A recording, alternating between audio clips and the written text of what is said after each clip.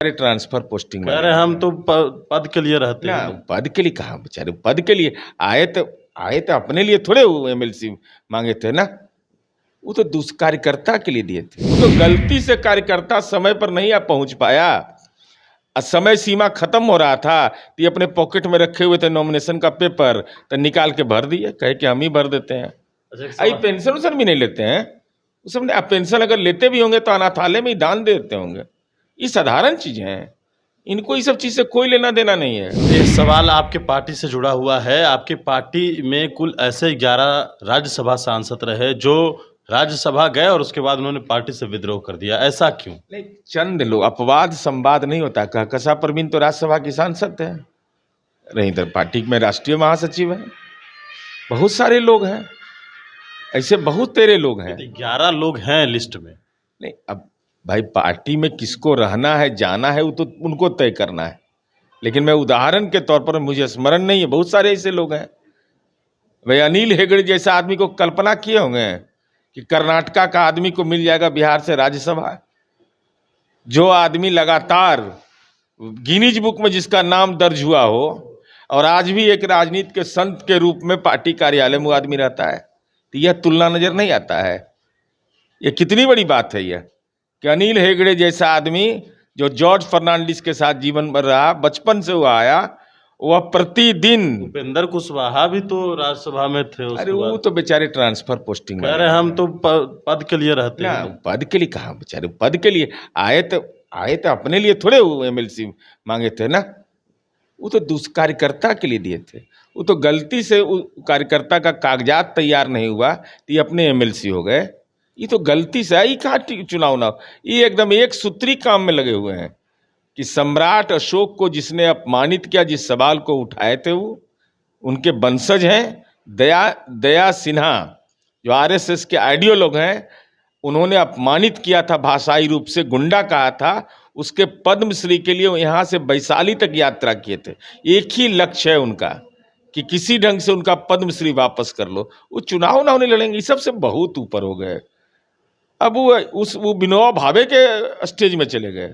साधारण मनुष्य हैं वो, असाधारण व्यक्तित्व हैं माननीय उपेंद्र कुशवाहा जी, विनोबा भावे, अन्ना हजारे, अब उस स्टेज में है। ये सबसे क्या लेना देना उनको है? वो तो गलती से कार्यकर्ता समय पर नहीं आ पहुंच पाया, समय सीमा खत्म हो रहा था, तो ये अपने पॉकेट में रखे हुए थे नॉमिनेशन का पेपर, तो निकाल के भर दिए, कहे कि हम ही भर देते हैं। अच्छा, आई पेंशन उसन भी नहीं लेते हैं, उस सबने पेंशन अगर लेते भी होंगे तो अनाथालय में ही दान देते होंगे। ये साधारण चीजें हैं, इनको ये सब चीज से कोई लेना देना नहीं है। ये अनाथालय में दान देते होंगे, वेद विद्यालय में दान देते होंगे। वही कह रहे हैं कि आपके जो नेता है नीतीश कुमार, उनकी दिमागी संतुलन ठीक नहीं है, घबरा गए हैं, तो आरजेडी के साथ हैं इसलिए बहुत घबरा गए हैं। तो हर महीना में आईआईटी बन रहा, हर साल में आईआईटी बन रहा है, तो जिनके साथ उनका दिमागी संतुलन ठीक है कि नहीं? अमित शाह जिनसे उनसे मिले तो उनका दिमागी संतुलन कैसा है?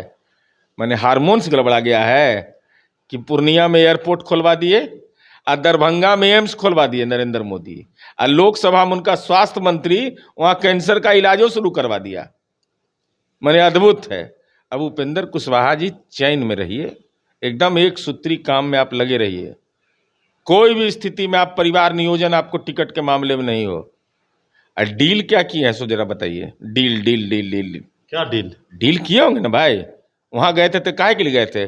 सम्राट अशोक का पद जो अपमानित किया, उसका पद्मश्री क्यों नहीं वापस हुआ? डील तो होना ही नहीं है, बोल रहे हैं हम पद के लिए राजनीति ही नहीं करते हैं। पद के लिए राजनीति घोषणा करिए कि हम चुनाव उनाव नहीं लड़ेंगे अब, और जो भी हमको पेंशन मिल रहा है उसकी सूची सार्वजनिक करिए कि हम सब अनाथालय में दे रहे हैं, वेद विद्यालय में दे रहे हैं, मदरसा में दे रहे हैं। बतावे अपने गांव के सबसे, अपने समाज के सबसे गरीब आदमी को अपनी संपत्ति का 10% दान में दे दिया।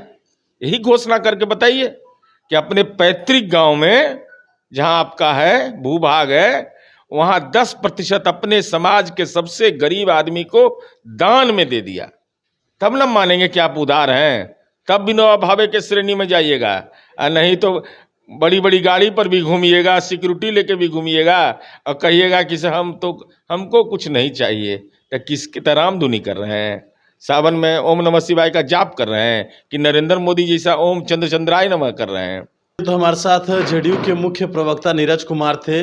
तमाम सवाल थे और तमाम सवालों के जवाब इन्होंने दिए हैं और प्रधानमंत्री नरेंद्र मोदी को सलाह भी दिया है। बड़ी इंफॉर्मेशन के साथ नमस्कार।